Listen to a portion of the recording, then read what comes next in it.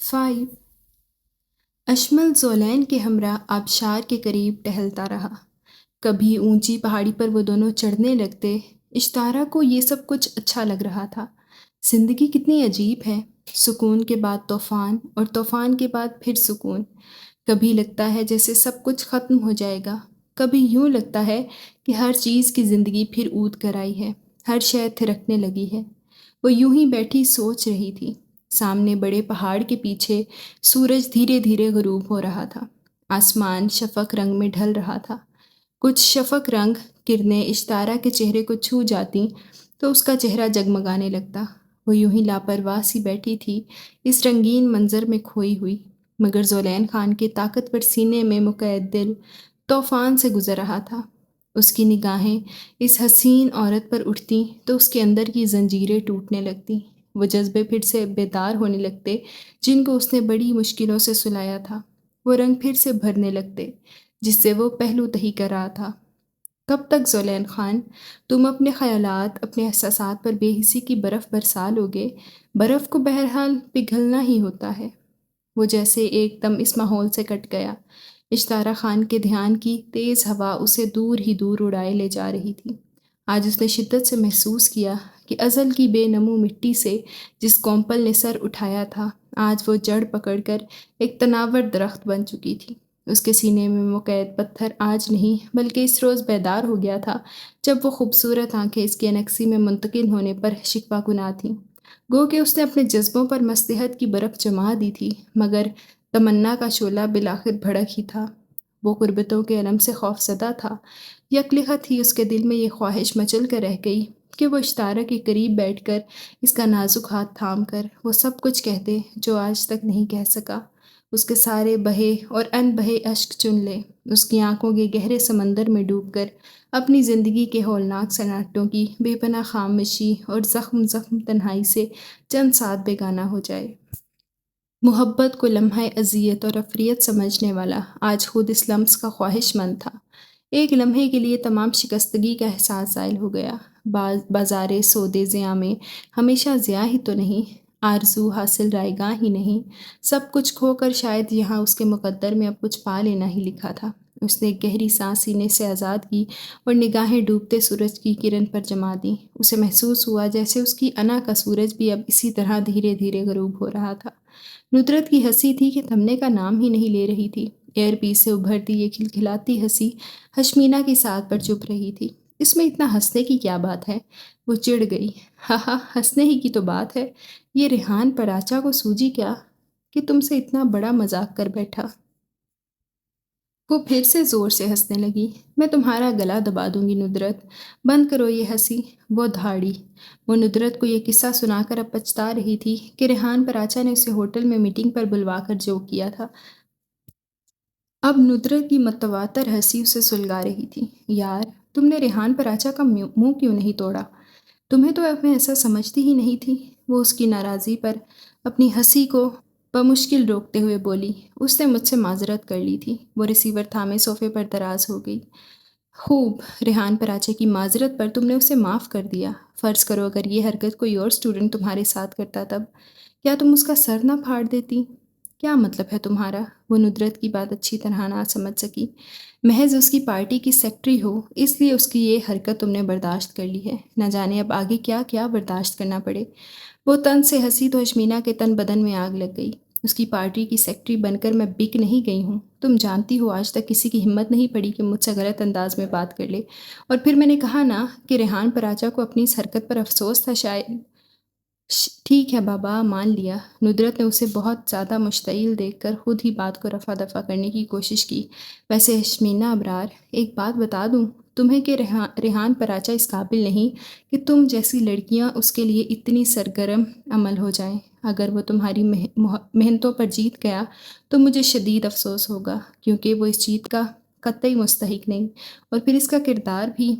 کردار یہاں بھلا کس کا کردار مثالی ہے؟ ہو از دی آئیڈیل پرسن؟ اس نے ندرت کا جملہ کاٹ کر تڑخ کر کہا تو ندرت برجستہ بولی، اشمل خان ہے ایک آئیڈیل انسان، آئیڈیل لیڈر۔ ندرت کی بات پر وہ لمحہ بھر چپ ہو گئی۔ اس کی نگاہوں میں چند دن پہلے کا واقعہ گھوم گیا۔ وہ اونچا لمبا پہاڑی انسان جو واقعی آئیڈیل پرسن تھا، مگر اس کے واسطے سے اس کے ذہن میں کوئی خوشگوار یاد نہیں تھی۔ اس نے ہمیشہ اس پر طنز ہی کیا تھا اور پارٹی کے توسط سے صرف اور صرف اس کی ذات کو نشانہ بنایا تھا۔ اس نے لب بھینچ لیے۔ اس کی نگاہوں میں دو بھوری بھوری آنکھیں لہرا گئیں۔ کہو ہے نا آئیڈیل کیریکٹر؟ ندرت چہک کر بولی۔ ہاں، یہ محض تمہارا کوئی قلبی جذبہ بول رہا ہے۔ اس نے ندرت پر چوٹ کرنے کا موقع ضائع نہ کیا، لیکن اس کی اس بات پر ندرت کھلکھلا کر ہنس پڑی۔ نہیں یار، کوئی قلبی جذبہ نہیں ہے۔ تمہیں تو پتہ ہے ہم BSc آنرز کے بعد سسرال سدھار جائیں گے۔ کون سے سسرال؟ حشمینہ حیرت سے اچھلی۔ کب ہو رہی ہے تمہاری شادی؟ اچھا انجان مت بنو، تمہیں بتایا تو تھا بھابھی کے انجینئر بھائی وقاص احمد سے۔ اوہ ہاں، کیا معاملہ واقعی سیریس ہے؟ میں تو سمجھی یہ بھی تمہاری ان فضول باتوں کا ایک حصہ ہے۔ حشمینہ پہلی بار کھل کر ہنس پڑی۔ اسے بھی ندرت کو چڑھانے کا موقع مل گیا تھا۔ انتہائی بدتمیز لڑکی ہو تم۔ وہ برا مان گئی۔ اب میں اپنی شادی میں تمہیں قطعی نہیں بلاؤں گی۔ نہ بلانا، مجھے تمہارے انجینئر وقاص احمد عرف وکی کو دیکھنے کا شوق نہیں ہے، اس نے برجستہ کہا۔ ارے ہاں، اشمل خان اپنی وادی گیا ہوا ہے آج کل۔ ندرت پھر اشمل خان کا ذکر لے بیٹھی۔ تمہیں پتہ ہے؟ اس نے حشمینہ سے پوچھا۔ نہیں، وہ صاف انجان بن گئی۔ اس نے ندرت کو بتانا مناسب نہ سمجھا کہ اشمل خان اس کی اکلوتی ممانی کا بھتیجا ہے۔ خواہ مخواہ ندرت کو فضول بکواس کا نادر موقع مل جاتا۔ ہوں، وہاں کی کوئی منگیتر ونگیتر ہے نا؟ مجھے کیا پتا، اس نے لاپرواہی سے کہا، حالانکہ وہ اچھی طرح جانتی تھی کہ اشمل خان اس بندھن سے ابھی تک آزاد ہے۔ ویسے یہ اشمل خان بہت گہرا انسان ہے، اگر کوئی منگیتر ونگیتر نہ بھی ہوئی تو وہ ضرور ہوگی۔ وہ سے تمہاری کیا مراد ہے؟ حشمینہ چونکی۔ ندرت زور سے ہنس پڑی۔ یار، کوئی پہاڑی دوشیزہ اس کی راہ تک رہی ہوگی، آنکھیں فرش راہ کیے، دید کی آس لیے، من انگنا میں ڈھیروں دیے جلائے اس کی منتظر ہوگی۔ وہ کہتے کہتے ہنسنے لگی، مگر نہ جانے کیوں حشمینہ ابرار کے لب قطعی نہ مسکرا سکے۔ اس کا دل اتنی زور سے دھڑکا کہ سارا جسم لرز اٹھا۔ ذہن کے پردے پر بھرپور انداز میں اس کا سراپا ٹھہرا۔ ضروری تو نہیں اس وادی جانے کا یہی ایک مقصد ہو؟ اس کے منہ سے اچانک یہ جملہ پھسل پڑا۔ وہ خود بھی حیران رہ گئی۔ اس کا تو آج تک کوئی راستہ بھی اشمل خان کی طرف نہیں جاتا تھا۔ ہاں، ضروری تو نہیں، میں تو ایسے مذاق کر رہی ہوں، اور بالفرض ایسی بات ہوئی بھی تو وہ کون سا ڈھنڈورا پیٹتا پھرے گا؟ ندرت اس کے دل کی بدلتی حالت سے بے خبر بولتی رہی۔ میرے خیال سے اب یونیورسٹی کھلنے کے آثار پیدا ہو گئے ہیں، دیکھو کیا ہوتا ہے۔ پھر ندرت نے ادھر ادھر کی کتنی ہی باتیں کر ڈالیں اور پھر فون رکھ دیا، مگر حشمینہ ابرار کے وجود پر ایک عجیب سی بے قلی طاری ہو گئی تھی۔ اس نے سوچا، ندرت نے تو اس سے ڈھیروں باتیں کی، ہر موضوع پر، ہر شخص پر، مگر اس کے ذہن کے پردوں پر صرف اشمل خان کا ہی چہرہ کیوں ٹھہر کر رہ گیا ہے؟ اس کے احساسات کی ساری حصیں سنسنا کر رہ گئیں۔ وہ فون سٹینڈ کے پاس سے ہٹ آئی، پلٹی تو بے اختیار اس کی نگاہ سامنے چمکتے قدائے آدم آئینے کے سامنے پڑی۔ اس کا حسین عکس اسی کو تک رہا تھا، انجان اور اجنبی انداز میں۔ خود اس کا عکس حیران تھا کہ آج اس کی سوچوں کی وادی میں اشمل خان کا سراپا کیوں لہرا رہا ہے۔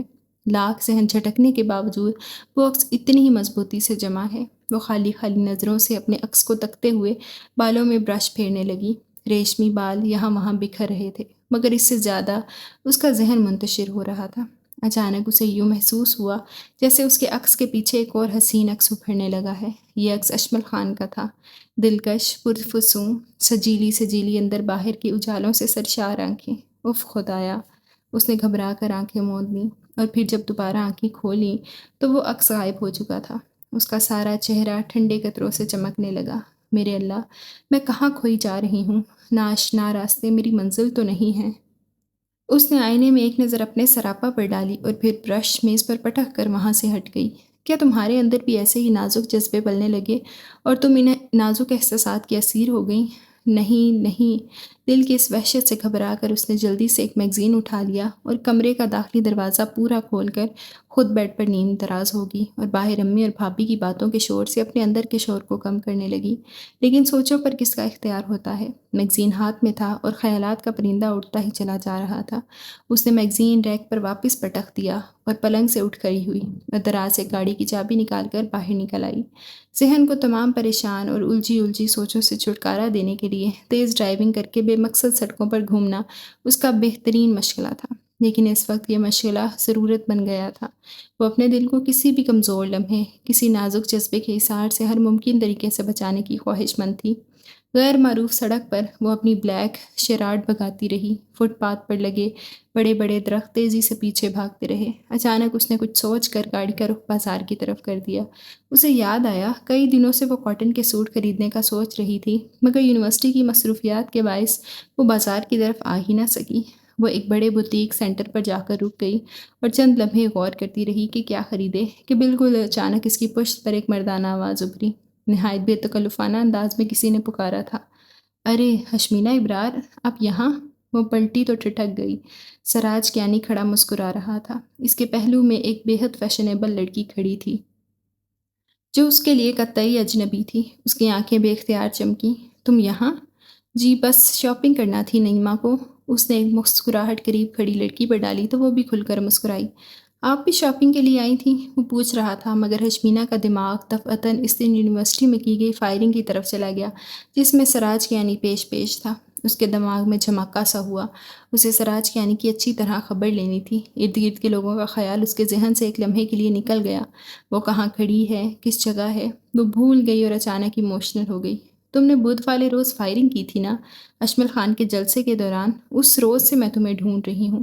تم نے اتنی گھٹیا حرکت کیوں کی تھی؟ وہ بھڑک کر بولی اور سراج کیانی سے اچانک اور غیر متوقع حملے پر بوکھلا گیا۔ میں کب؟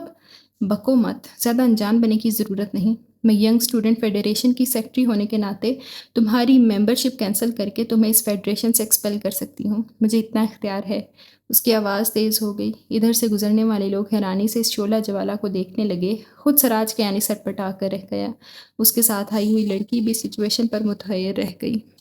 مس ہشمینہ، آپ کو شدید غلط فہمی ہوئی ہے۔ وہ آہستگی سے پیچھے ہٹ گیا اور دو طرفہ بنی دیوار سے جا ٹکا۔ مجھے بے وقوف بنانے کی کوشش مت کرو سراج۔ میں نے خود تمہیں شہزاد جمال پر فائر کرتے دیکھا تھا۔ میں چاہتی تو ان کے رپورٹ کروانے پر گواہ بن کر تمہارے نام لے سکتی تھی، مگر صرف ہماری فیڈریشن کی عزت کی خاطر اس اقدام سے باز رہی۔ وہ قہر برساتی نظروں سے اسے دیکھنے لگی۔ پلیز، ہم مصروف فٹ پاتھ پر کھڑے ہیں۔ سراج کیانی نے جلدی سے اسے لوکیشن کا احساس دلایا۔ وہ بری طرح خجل ہو رہا تھا۔ لوگ اسے ایک لڑکی سے ڈانٹ کھاتا دیکھ کر نہ جانے کیا تاثر لے کر جا رہے تھے، اور سچ تو یہ تھا کہ اپنی چوری پکڑنے پر وہ کھسیا گیا تھا۔ ہشمینہ کی طرف سے کیے گئے اس اچانک حملے نے اس کے اوسان خطا کر دیے تھے۔ بات بدلنے کی کوشش مت کرو۔ یہ بتاؤ تم نے کس کی ایما پر اتنی بڑی حرکت کی تھی؟ سراج کیانی، میں اپنی تقریر میں جس بات کے خلاف کہتی ہوں تم عملاً وہی کرتے ہو، وہ غصے سے بولی۔ اس کی حرکت نے اسے اشمل خان کے سامنے بے حد شرمندہ کیا تھا۔ شاید لاشعوری طور پر اس شرمندگی کے احساس سے اسے اتنا غضبناک کر دیا تھا۔ میں نے یہ حرکت ریحان پراچا کی ایما پر کی تھی۔ وہ اب سنبھل کر دھیرے سے بولا تو وہ حیران رہ گئی، پھر چلائی، نہیں تم جھوٹ بول رہے ہو۔ ریحان پراچا اس بات سے بے خبر ہے، وہ اس موقع پر موجود ہی نہیں تھا۔ بائی گاڈ، میں جھوٹ نہیں کہہ رہا۔ سراج کا لہجہ سچائی کی چغلی کھا رہا تھا۔ مجھ سے ریحان پراچا نے خود کہا تھا۔ اس وقت ہم دونوں آفس میں موجود تھے۔ اگر آپ کو یقین نہیں آتا تو خود ریحان سے بات کر لیں۔ کیا؟ ہشمینہ ابرار سناٹے میں رہ گئی۔ اسے لگا جیسے سراج کیانی کا یہ انکشاف اس کے سر پر پتھر بن کے لگا ہے، تو گویا ریحان پراچا نے اسے اتنا بڑا جھوٹ بولا۔ اسے اندھیرے میں رکھ کر سوچے سمجھے منصوبے کے تحت یہ ساری کارروائی کی گئی تھی۔ اس نے سر اٹھا کر سراج کیانی کو خالی خالی نگاہوں سے دیکھا۔ اس کی نگاہیں قطعی جھوٹ نہیں بول رہی تھیں۔ او گاڈ، تو اس کا مطلب ہے ریحان پراچا نے مجھ سے اتنا بڑا جھوٹ بولا۔ اس کا تن من جل اٹھا۔ وہ غصے سے پلٹی اور تیز تیز قدم اٹھاتی اپنی گاڑی کی طرف بڑھ گئی۔ سراج کیانی حیرت زدہ نظروں سے اسے دیکھتا رہا، پھر ہولے سے مسکرا دیا۔ تو ہشمینہ ابرار، تم ابھی تک ریحان پراچا کی اصلیت سے ناواقف ہو۔ اس نے نعیمہ کی طرف دیکھا، پھر سر جھٹک کر اس کا ہاتھ پکڑا اور دکان کے اندر داخل ہو گیا۔ میرا فیصلہ غلط تھا نا؟ میرا فیصلہ غلط نہیں تھا زمان، تمہارے غلط رویے نے اسے غلط ثابت کر دیا ہے۔ کیا کمی ہے شاردا میں؟ کیوں تم اس کے ساتھ ایڈجسٹ نہیں ہو پاتے؟ اپنی بہن کا بھی خیال نہیں ہے تمہیں؟ امی کی آواز اس کے کمرے تک پہنچ رہی تھی۔ آج پھر وہ زمان بھائی سے الجھ رہی تھی۔ میں نے آپ کو پہلے ہی کہہ دیا تھا، میں شاردا کے ساتھ سمجھوتا نہیں کروں گا۔ زندگی مجھے گزارنی تھی امی، اور فیصلہ آپ اور پپا نے کیا۔ اب جو کچھ میں کر رہا ہوں اس کا اندازہ آپ کو اس وقت ہونا چاہیے تھا جب آپ نے میرے انکار پر بھی اپنے فیصلے کو عملی جامہ پہنایا تھا۔ زمان، امی کی تیز آواز کانپ گئی۔ میں ٹھیک کہہ رہا ہوں امی، آپ تو ماں تھیں، پھر ماحول اور میرے لیے کیوں بہتر نہیں سوچا؟ کیا غلط کیا ہے میں نے؟ تم ناشکرے ہو۔ امی بھڑک اٹھی، اس کی آنکھوں میں غصے اور بے بسی کا رنگ سمٹ آیا تھا۔ انہیں ماحول کی فکر کھائے جا رہی تھی۔ شاردا اور زمان کے روز روز کے جھگڑوں نے اس کی زندگی کو بھی ان جھگڑوں کی لپیٹ میں لے لیا تھا۔ انہیں آج بھی اپنے کیے گئے فیصلے پر پشیمانی نہیں تھی، البتہ زمان کے ناروا رویے پر شوقی ضرور تھی۔ صرف صورت سب کچھ نہیں ہوتی امی، میری اس کے ساتھ ذہنی مطابقت ہی نہیں ہو سکی ہے۔ وہ جو سوچتی ہے میرے وہم و گمان میں بھی نہیں ہوتا، اور میں جو کچھ کہتا ہوں اسے ناگوار گزرتا ہے، وہ میرے دل میں جگہ نہیں پا سکی ہے۔ زمان کا لہجہ بےحد کڑوا تھا۔ وہ صوفے پر اٹھ کر کمرے میں ٹہلنے لگا۔ امی نے اسے دیکھا، پھر دھیرے سے بولی، تم اپنے دل میں وسعت پیدا کرو زمان، خود بہت ذہنی ہم آہنگی پیدا ہو جائے گی۔ وسعت؟ زمان بھائی استہزائیہ انداز میں ہنسے۔ تم کیا کسی اور لڑکی کو پسند کرتے تھے؟ امی نے کچھ سوچ کر پوچھا تو زمان بھائی ایک لمحہ خاموش رہ گئے، پھر دھیرے سے رخ دریچے کی طرف موڑتے ہوئے بولے، ہاں کرتا تھا کبھی، مگر اب ایسی کوئی بات نہیں، اس لڑکی کا دھندلا سا تصور بھی نہیں ہے میرے ذہن میں۔ زمان بھائی کی بھاری آواز معقول کی سماعت پر برچھی کی طرح لگی۔ یہ کیسا مرد ہے جسے چاہا تھا کبھی، اب اس کا تصور بھی نہیں رہا، اور اب ایک بیوی کو معتبر درجہ دینے کے حق میں نہیں۔ ایسے مرد کے ساتھ کیسے کسی کی ذہنی ہم آہنگی ہو سکتی ہے جس کا دل اتنا تنگ ہو، جو محض اپنی خواہش، اپنی سوچ پر فریق ثانی کو گھسیٹنا چاہے؟ زمان، تم معقول کی خاطر ہی کچھ سوچو۔ امی کی آواز میں دکھ مترشح تھا۔ تم کیسے بھائی ہو کہ بہن کے اجڑنے کا تماشا دیکھتے رہتے ہو؟ ایک ماں کے آنسوؤں کا بھی احساس نہیں، اپنی زندگی کی صرف اپنے لیے ہی وقف کر لیتے ہو زمان۔ امی صوفے پر ڈھہ سی گئیں۔ معقول کے غم نے انہیں اندر تک تھکا ڈالا تھا۔ میری سمجھ میں نہیں آتا امی کہ مسعود شاہ کیوں معقول سے انتقام لے رہا ہے؟ میرے اور شاردا کے معاملے میں معقول کو بیچ میں گھسیٹنا کہاں کا انصاف ہے؟ زمان بھائی کی آنکھوں میں غصہ امڈ آیا۔ انصاف کا نام مت لو زمان، تمہارے منہ سے انصاف کا لفظ جچتا نہیں۔ امی کے لبوں پر تلخ اور طنزیہ مسکراہٹ بکھر گئی۔ مسعود شاہ بہن کے اجڑنے کا تماشا یوں بیٹھا نہیں دیکھ سکتا۔ تمہاری طرح وہ خود غرض بن کر صرف اپنی دنیا میں مگن نہیں رہ سکتا۔ خاندان والوں کی باتیں اس کی غیرت کو جگاتی ہیں۔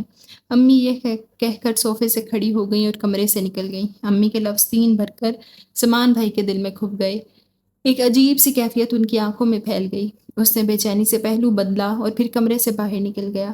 امی باورچی خانے کی طرف جا رہی تھیں، اسے غصے سے نکلتا دیکھ کر ٹھٹکی۔ وہ ان کے سامنے آ گیا۔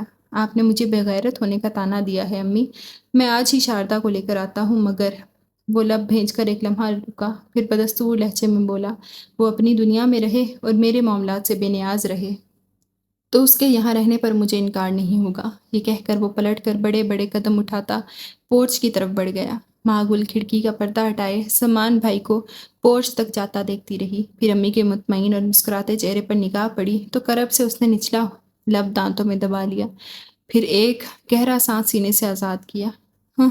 ایک بیوی کو اتنا بے اختیار رکھنا کہ وہ شوہر کے معاملات میں مداخلت کی مجاز نہ ہو، اس کے لیے کڑا امتحان ہی تو ہے۔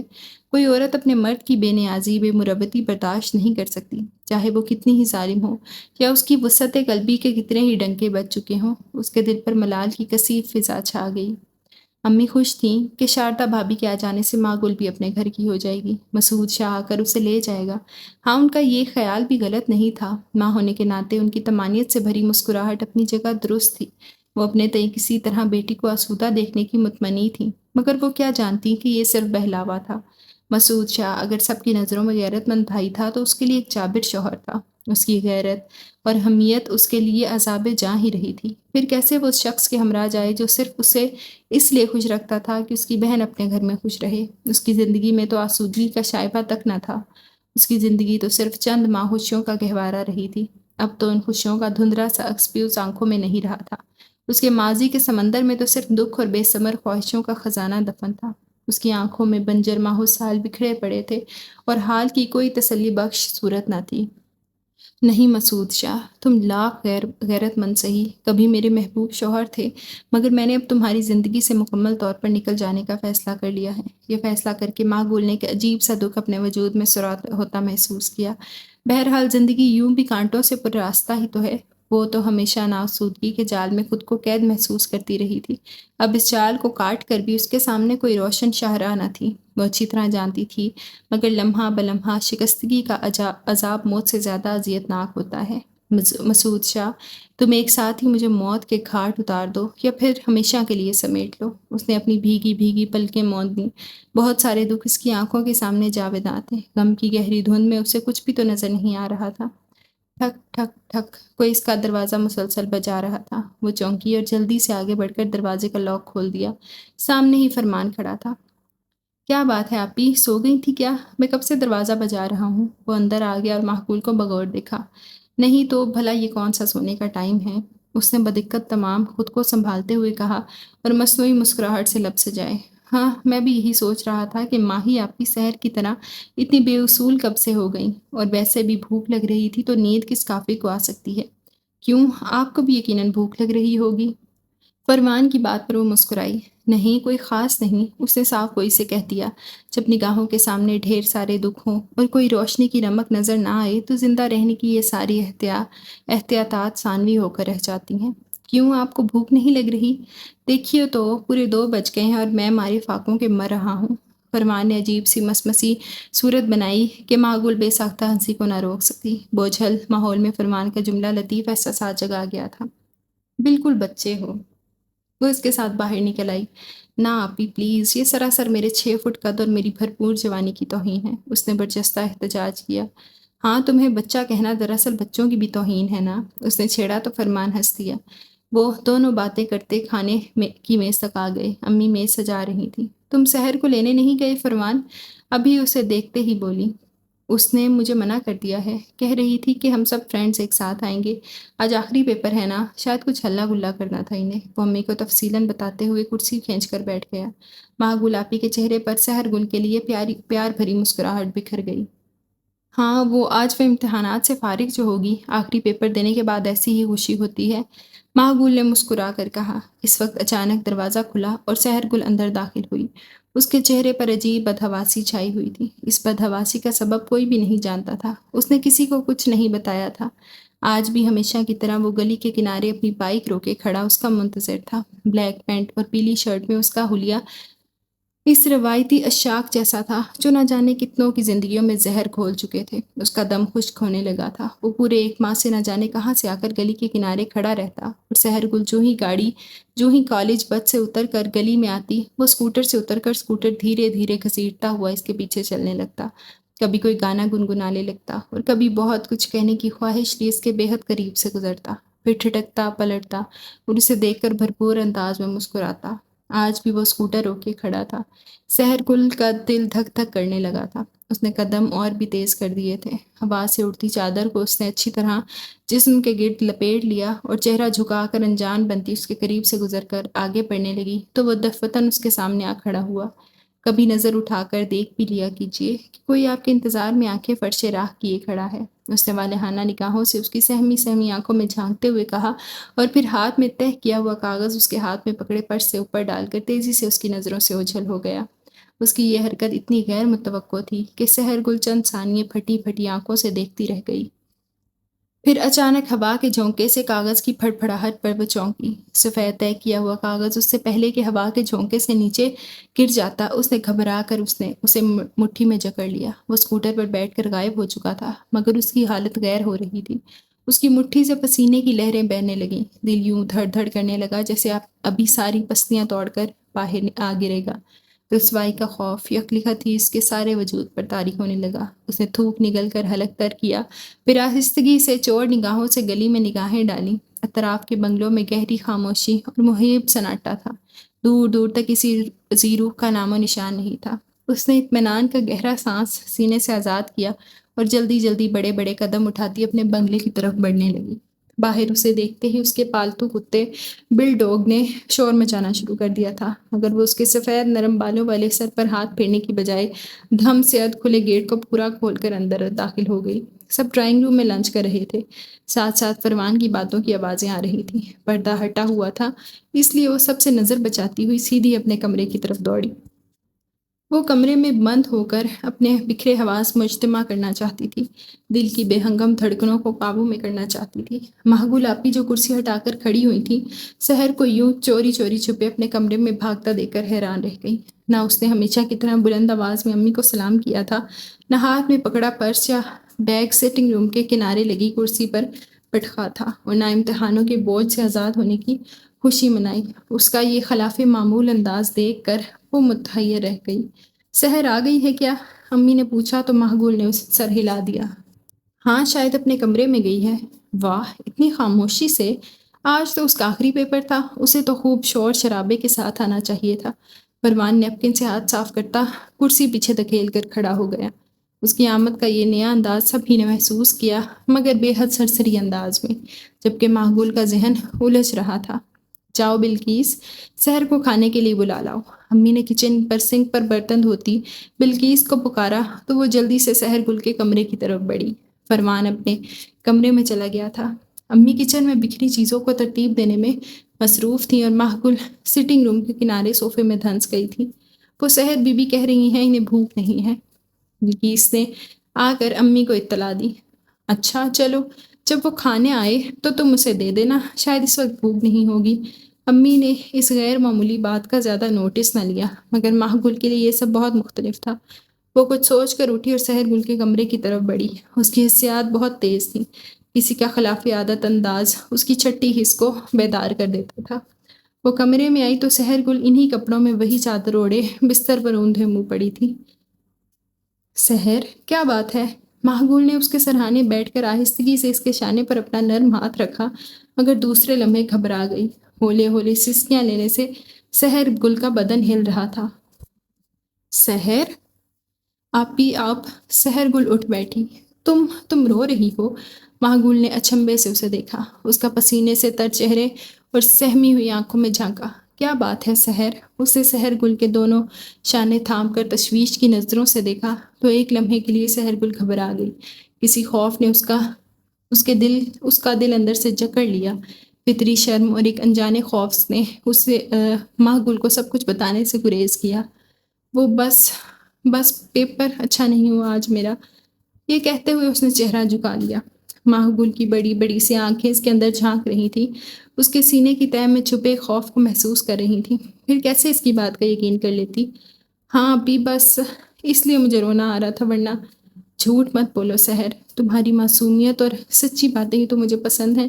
ماہگل نے اس کا جملہ کاٹ دیا اور اس کا چہرہ اونچا کرتے ہوئے بولی، مجھ سے کچھ بھی مت چھپاؤ سحر، بتا دو سب کچھ، میں تمہاری اچھی دوست بھی تو ہوں نا۔ شاباش، سحر گل نے کرب سے لب کاٹ لیے، شرم سے اس کا چہرہ تپنے لگا۔